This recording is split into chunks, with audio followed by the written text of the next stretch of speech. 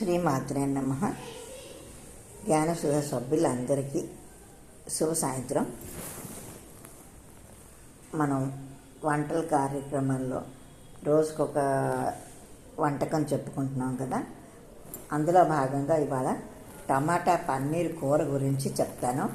దీనికి కావలసిన పదార్థాలు: పన్నీరు 200 గ్రాములు, నూనె 4 చెంచాలు, ఉల్లిపాయలు ఒక 3, ఉప్పు రుచికి తగినంత, కారం తగినంత, ధనియాల పొడి 1 చెంచా, పసుపు 1 చిటికెడు, టమాటా గుజ్జు 1/2 కప్పు, క్రీమ్ 3 చెంచాలు, కొత్తిమీర కొంచెం.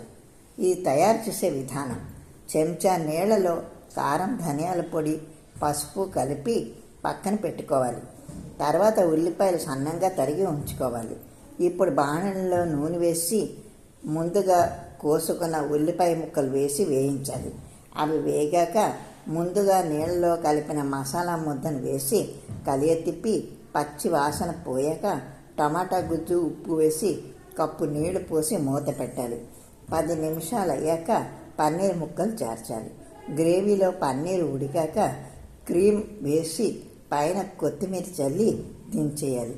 ఈ కూరను రొట్టెల్లో తింటే చాలా రుచిగా ఉంటుంది. అర్థమైంది అనుకుంటున్నాను. ఇలాంటిదే ఇంకో మంచి కార్యక్రమంతో రేపు కలుసుకుందాం.